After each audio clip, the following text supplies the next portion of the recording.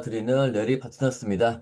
오늘은 최근에 많이 이루어지고 있는 임시 주주총회에 대해서 말씀드리도록 하겠습니다. 우선 주주총회 종류에는 이제 크게는 두 가지가 있습니다. 정기 주주총회와 임시 주주총회가 있는데 정기 주주총회는 주로 3월에 열리죠. 이게 이제 한 해가 끝나고 회계 연도가 끝나고 3개월 이내에 하게 되어 있는데 대한민국의 거의 모든 회사는 12월이 회계 연도 끝나기 때문에 그래서 3월 말까지 주주총회를 하게 되어 있고 다만 기준일을 12월 말이 아니고 뭐 1월이라든지 2월로 정한다 그러면 4월이나 5월에도 주주총회가 가능합니다. 그리고 임시 주주총회 내가 뭔가 주주총회를 통해서 의사결정을 해야 될 때, 그럴 때 열면 되는 거고요. 권한이나 효력은 정기 주주총회하고 동일합니다. 결국 주주총회라는 형식을 빌어서 의사결정을 하는데 1년에 한 번은 꼭 해야 된다. 그리고 중간중간 필요한 일이 있으면 수시로 열어라. 라고 생각을 하면 될 것 같고요. 연기회에 계속해 종료주주총회가 있는데 아마 거의 하실 일이 없을 거고, 볼 일도 없을 겁니다. 다만, 연기회하고 계속해는 주총을 열었는데 뭐 10개 안건 중에서 3개만 있다 그러면 연기하는 거고 계속해는 의원 전부 다 못하고 전부 다 이제 반대로 할게요. 연기회는 주총을 열었는데 상정되어 있는 안건을 전체를 다루지 못하고 연기하는 거고 계속해는 몇 개는 했는데 나머지는 다음에 합시다라고 하는 거고 종료주주총회는 주식이 여러 가지 있을 수가 있잖아요. 우선주도 있고, 뭐, 전환상은 우선주도 있을 수 있으니까 특별한 이슈가 있으면 이런 주식별로 모여서 주주총회를 한다라고 보시면 될 것 같습니다. 할 일이 없을 겁니다. 자, 그런데 재밌는 이슈가 뭐냐면 2026년 4월 1일부터 오늘까지 5월 10일까지 주주총회 소집 결의를 한 회사, 이 모두 이제 임시주주총회가 대부분일 건데, 임시주주총회를 개최 결의한 회사가 213개. 근데 작년에는 78개입니다. 왜 이런 일이 생겼냐? 자, 다 아시다시피 올해 주주총회에서 가장 큰 이슈는 이사 보수 한도였고요. 보시게 되면 상장회사 협의회에서 내놓은 자료를 보게 되면 안건 상정이 2447건이 올라왔는데 부결된 게 152건이다. 최소 152개의 회사에서 부결되었고 통과가 됐다 하더라도 정상적으로 통과 안 된 곳이 많기 때문에 앞으로 계속 더 많이 나올 거다라고 저는 보고 있습니다. 자, 그러면 이제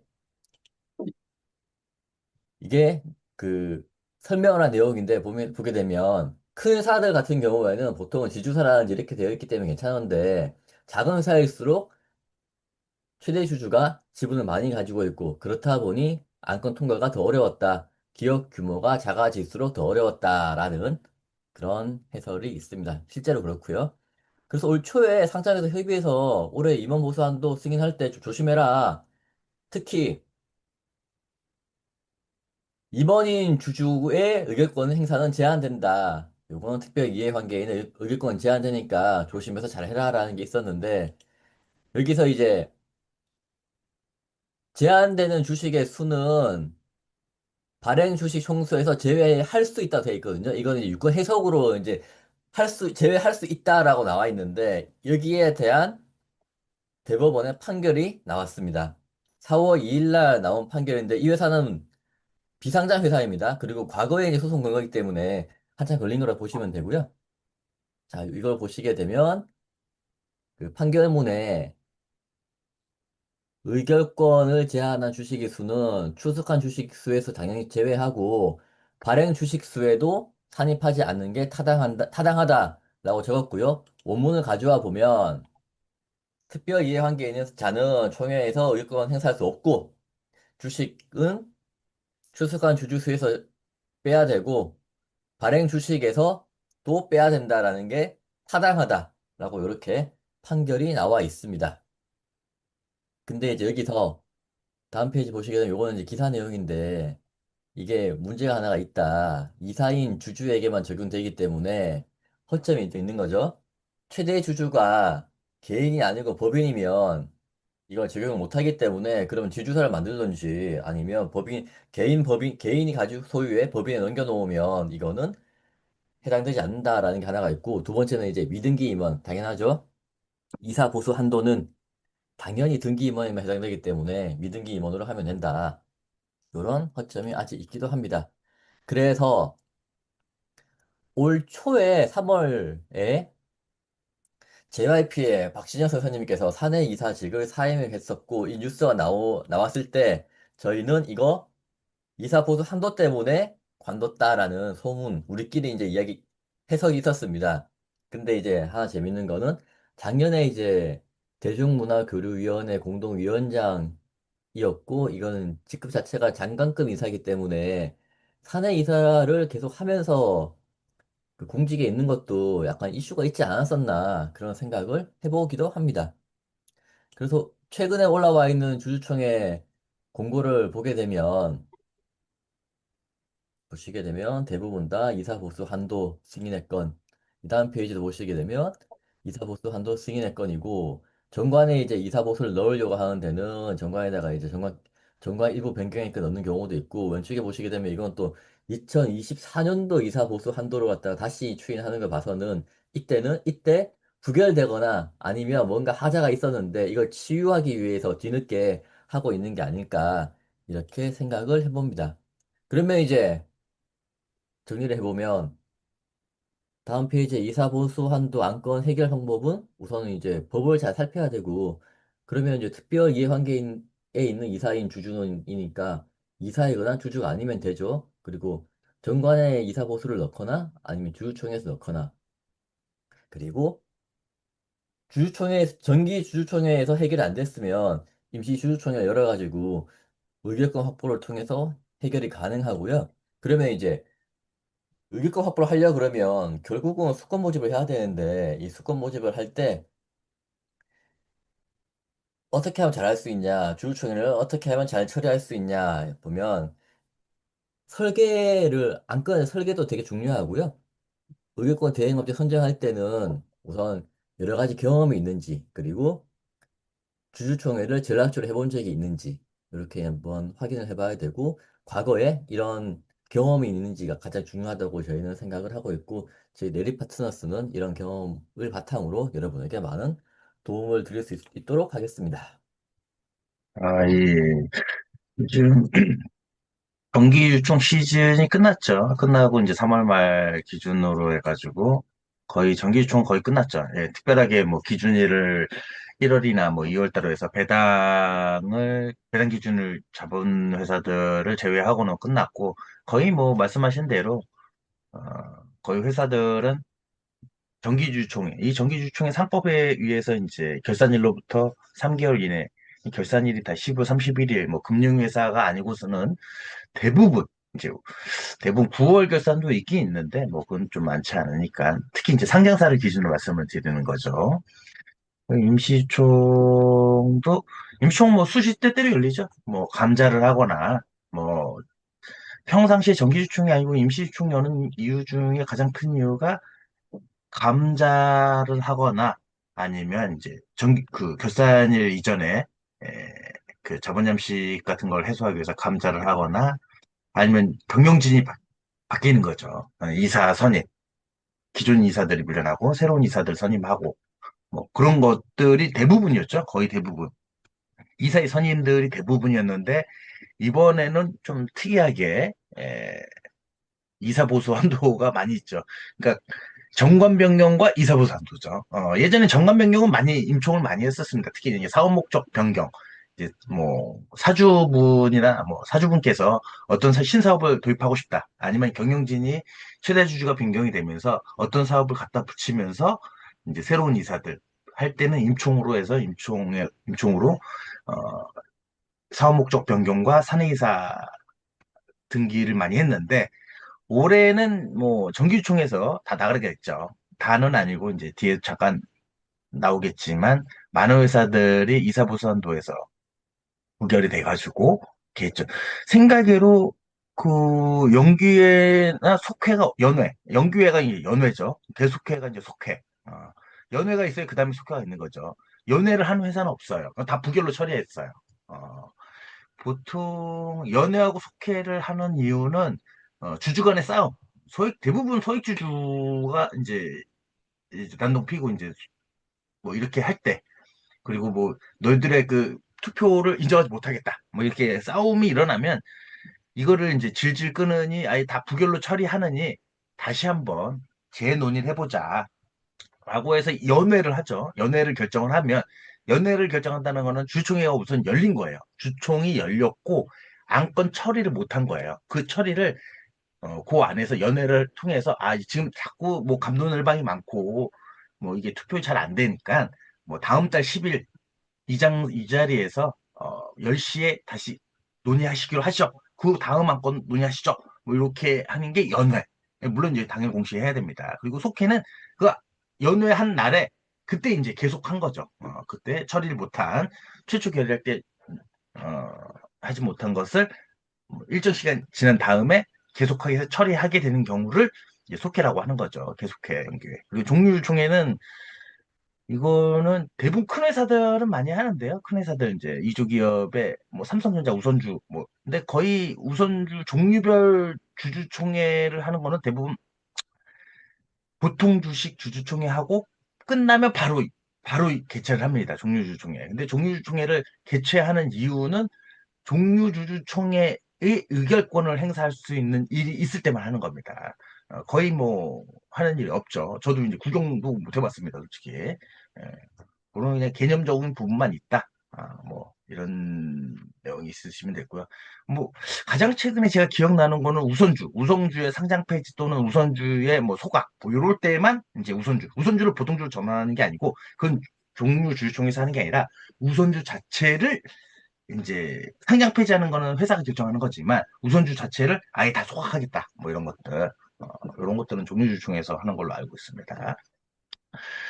그러니까 쉽게 이제 올해가 왜 이렇게 많았냐 보면은 뭐 수치적으로 올해 이제 4월 1일이라는 거는 뭐 이제 감사 보고서가 안 나오고 막 연회하고 속회하고 이런 회사가 아니라 이제 소집결의 하는 거니까 이건 소집결의 주총을 4월 1일부터 5월 1일 소집결의 했다라는 얘기는 임시주총이라는 거죠. 12월 말 결산 법인님 같은 경우는 소집결의한 게 주총회가 열렸다는 게 아니죠. 소집 주주총회를 하겠다. 열겠다라는 회사가 213개. 근데 작년 같은 경우는 78개. 그러니까 한 140개 정도, 130개가 더 늘었다는 거죠. 130개라는 건 3배 정도 됐다는 거죠. 3배. 작년에 한 80개에서 올해 이제 한 210개가 니까 300%로 하면 이제 300% 증가가 됐다. 37에 21이니까 뭐 그 정도 되는 거죠. 이사보수 한도 요거죠, 요거. 2,447개가 안건이 선정됐는데 152개 부결. 요 152개가 다 부결됐다고 해서 다 임총 열고 그렇진 않은데 152개 중에 상당수가 요 152개 부결된 회사들이 요거죠. 이제 자산 2조인 회사, 자산이 규모가 큰 회사들은 대부분 홀딩스나 대기업들은 이제 지주사들이 관할을 하기 때문에 주주인 이사에 대한 보수에 대해서 이제 대상이 안 되는 거죠. 어, 그럼 152개는 거의 대부분 규모가 작은 개인 오너이면서 그 오너가 등기이사로 있는 그런 회사일 경우, 그리고 그런 회사 중에서도 개별 안건을 통과를 시킨 곳은 잘 안 해요. 본인만 최대 주주자 대표이사의 나인 곳은 나만 부결되고 다른 이사들은 다 통과되면 안 하는 곳이 꽤 있습니다. 그냥 나는 다른 곳에서 받지 뭐. 이렇게 하는 것도 꽤 있기 때문에 근데 그럼에도 불구하고 그냥 뭐 통으로 그냥 우린 될 거야 하고서 통으로 했는데 뭐 24.9% 부결 24.9결이면은 이제 정족수 미달로 이제 부결 이러면 이제 좀 아쉬운 거죠. 그런 게 꼭 많이 하죠. 소금 모집을 했음에도 불구하고 부결 이러면 다시 한번 도전하는 거죠. 그런 부분이 꽤 있고 꽤 있기 때문에 25%가 못해서 이제 찬성 주식이 25%여야 됩니다. 이게 25%의 참석이 아니라 찬성 주식이 총반응 주식수의 25%가 돼야 되는 거죠. 요게 좀 안 돼가지고 특히 이제 개인 오너인 회사들 그래야 이제 그 개인 오너들의 주식이 의결권 행사 못하니까 이런 부분이 있고, 또 이제 그 전에 이제 당연히 1월 달 정기주총에서 이제 뭐 얘기를 많이 했죠. 예, 얘기를 이제 상장협회 유가뿐만 아니라 코스닥협회에서도 이제 공문도 보내고 안내문도 보내고 많이 했죠. 열심히 해라. 뭐 답이 없다. 법이 그렇다. 법이 그렇다. 수급 모집해라. 그리고 이제 막 주주 친화적인 방책을 많이 제시해라. 뭐 그것 때문에 지금 주가가 많이 오르는데 코스닥은 좀 많이 안 오긴 해. 안 오를 그러니까 상대적으로 유가증권에 비해 상대적으로 많이 안 오른 면이 없지 않아 있는데 그래도 지금 뭐 코스닥 지수가 한 1200이라는 건 옛날에 뭐 7, 800 뭐 이렇게 하고 1000 미만 떨어진 거 생각하면 많이 오른 거죠. 뭐 그중에 이것도 한몫했다라고 저는 생각을 하고 있습니다. 요즘에 이게 보면 발행주 제외할 수 있음 유권 해석이라고 이제 나와 있는데 실제 상법에서는 제외할 수 없다고 했어요. 예전에 한번 저희도 녹화를 한번 했었는데 상법 자체에는 발행 주식 총수에서 제외할 수 있는 조항이 없습니다. 그렇기 때문에 법무부에서 이게 그럼 말이 안 되니까 좀 유권 해석을 한 건데 법 자체는 그렇게 되어 있는 거고요. 예. 근데 최근에 이제 요거는 이제 고등법원이죠, 고등법원. 고등법원에서 이게 4월 1일 판결이 나온 거고, 이 시작이 그 대법원 판례에서 나온 거거든요. 우리 남양유업 홍 회장님이 쏘아 올린 대법 판례에서 이제 나온 그걸로 여태까지 관행적으로 이루어졌던 것들이 상법 원칙대로 가라. 그렇기 때문에 주주인 이사의 특별 이해관계자는 의결권을 행사 못한다. 이사보수 한도에 한해서만큼은. 그런데 이제 계속 그 전에도 이제 얘기가 나왔던 부분이 요즘에 이제 요건 비상장사 4월 2일 날 고등법원 이제 곧 여기서 이제 또 요걸 가지고 대법원까지 가면 제가 봤을 땐 가지 않을 것 같긴 한데 예. 이 대법원이네요. 대법원. 예. 대법원이네요. 대법원.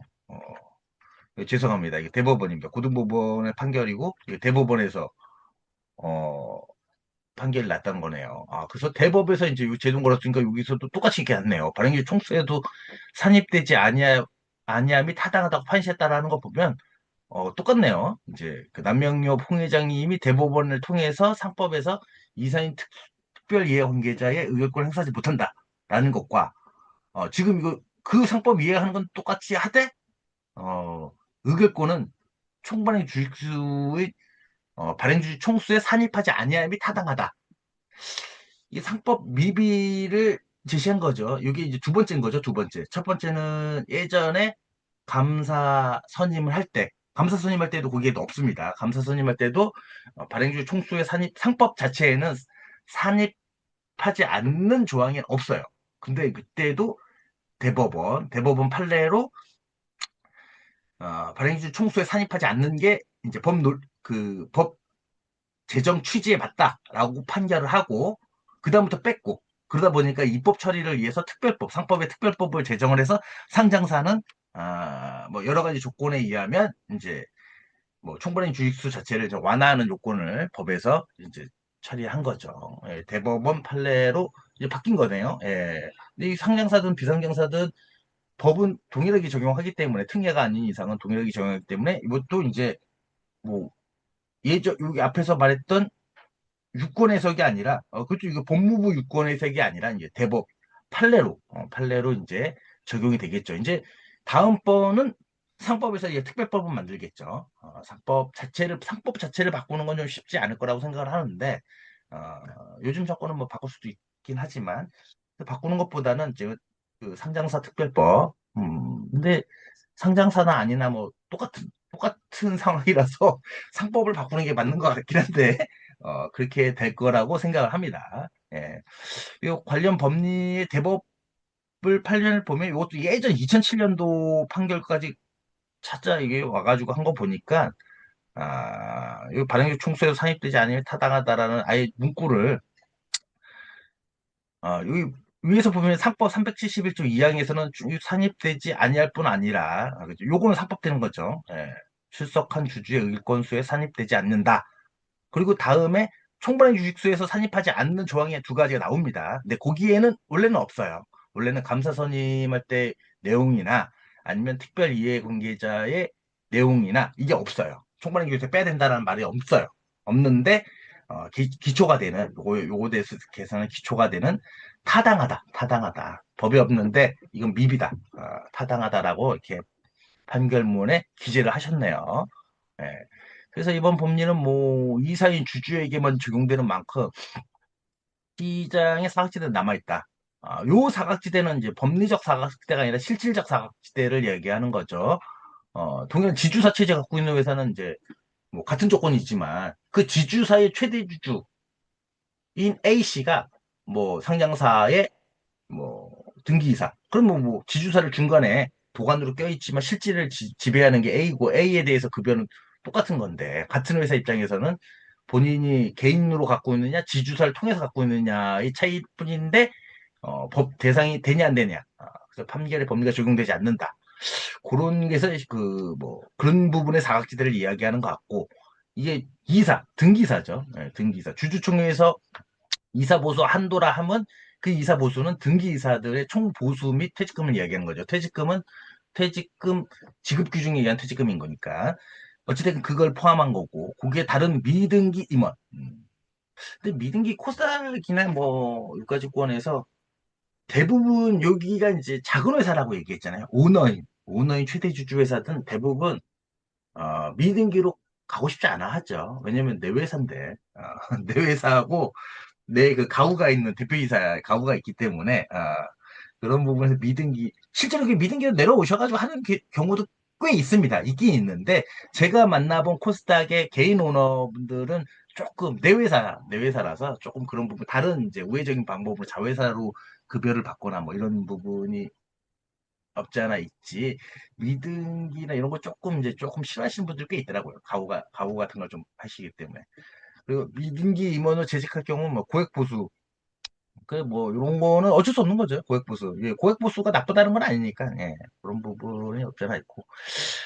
우리 JYP의 박진영의 JYP 이분들도 대단한 거죠. 우선 자기 이름을 이제 회사 이름으로 새겨하는 사람들에 대한 프라이드가 엄청난 거예요. 대부분 뭐 MBK 파트너스 뭐 그들 이제 그 이니셜이니까 SM 엔터테인먼트들이 대부분 좀 그러네요. MBK는 이제 그 뭐 그 사람에 따라서 이제 경영 성과가 바뀌니까 뭐 그런 부분이 있지만 뭐 요것도 마찬가지겠죠. 이런 부분은 뭐 꼭 경영일성에 벌써 아티스트 와서 후배 양성 뭐 이것 때문에 그럴까요? 근데 이게 중요하겠죠. 공동경쟁, 장관급. 장관급이라는 얘기는 장관은 아닌데, 장관의 동등한 대우를 갖고 있는 정치적인 의사겠죠. 뭐 그런 부분을 하면서 뭐 하는 거라서. 근데 또 우연찮게 또 이사보수, 의결권 행사 못하는 거죠. 근데 비등기로 계속 남아 계시겠죠? 그래도 자기 회사니까 비등기로 남아 있긴 하겠고, 의사결정을 하겠지만, 어, 근데 이분이 뭐 급여 때문에 그러지는 않을 것 같아요. 솔직히 왜냐면 돈이 뭐 워낙 많으신 양반이라서 뭐 돈이 많으신 분이라서 뭐 좋은 쪽으로 생각하고 있겠습니다. 장관급 인사 축하드립니다.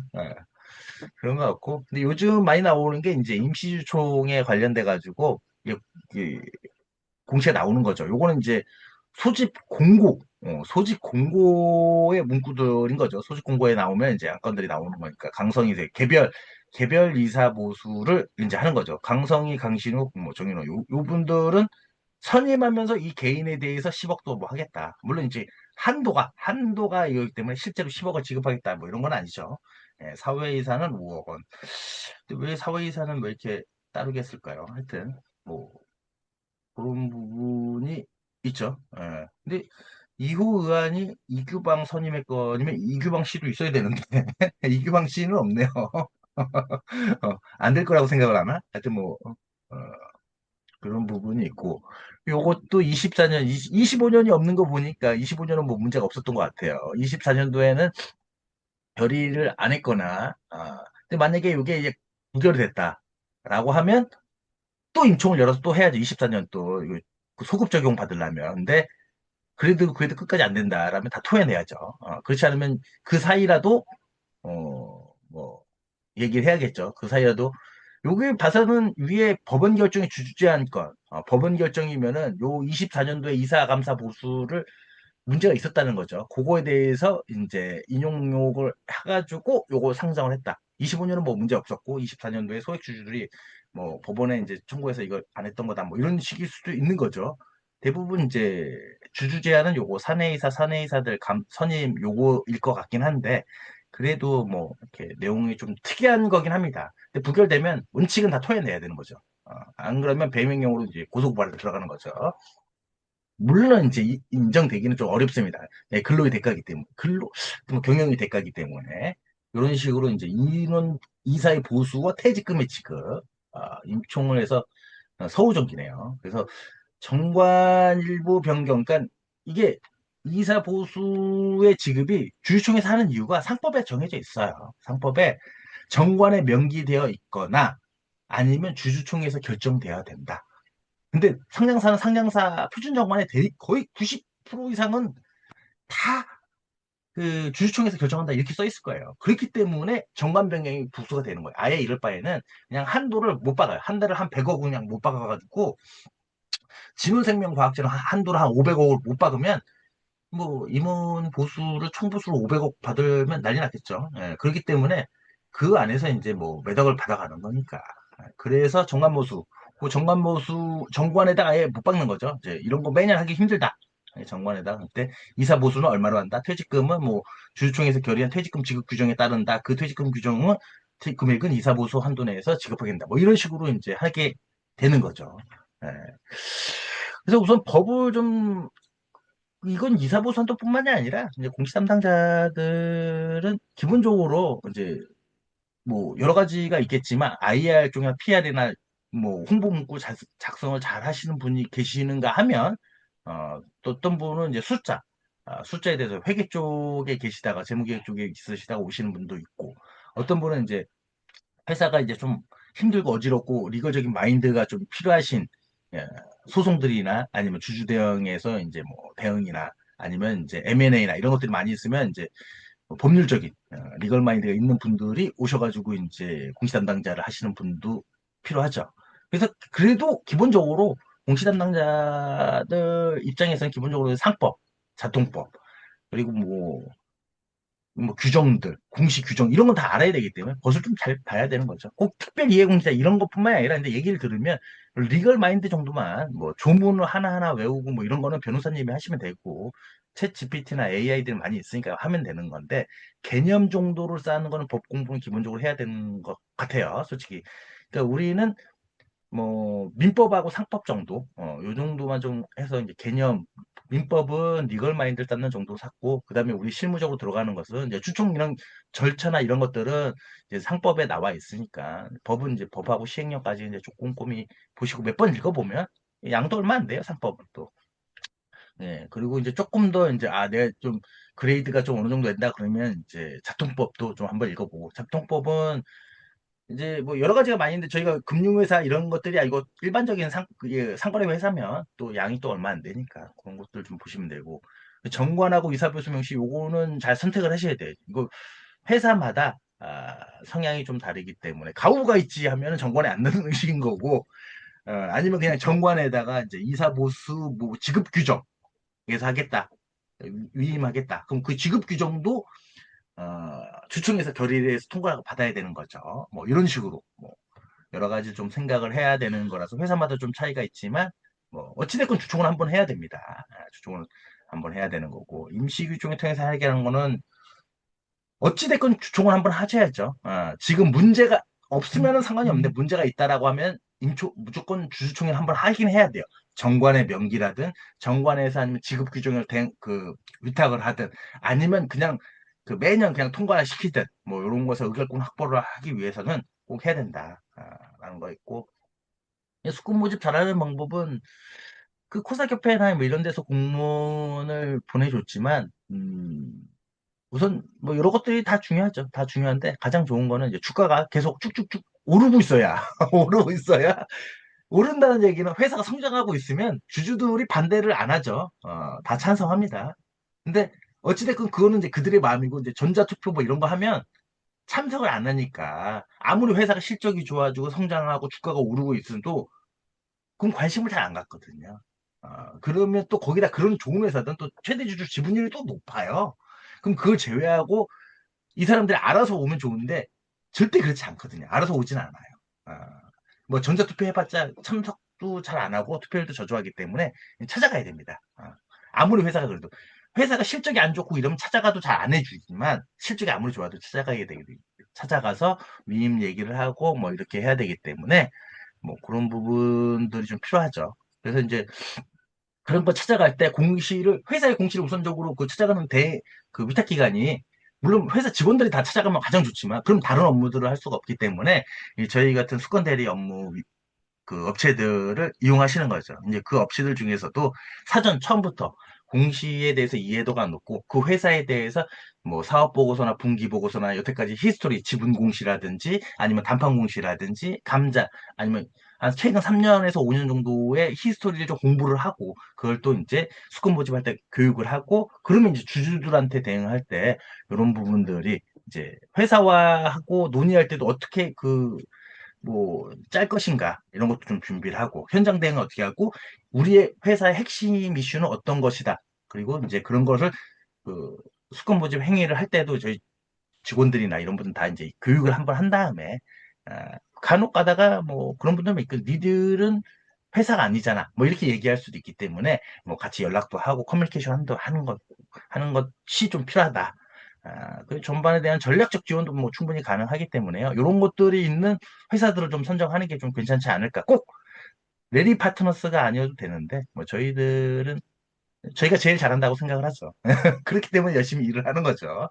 예, 그런 부분에서 뭐 공시 업무까지 같이 이제 도와드리고, 추천 결과 보고서까지 할 수 있고, 추총하면 또 추총 가서 도와드리고, 표대결이나 분쟁 대응까지 이런들이 없었으면 좋겠지만, 뭐 벌어진 일들에 대해서는 같이 잘 처리할 수 있는 그런 이익을 가져다 드리는 파트너인 레리 파트너스가 될 수 있도록 하겠습니다. 오늘은 여기까지 하겠습니다. 감사합니다.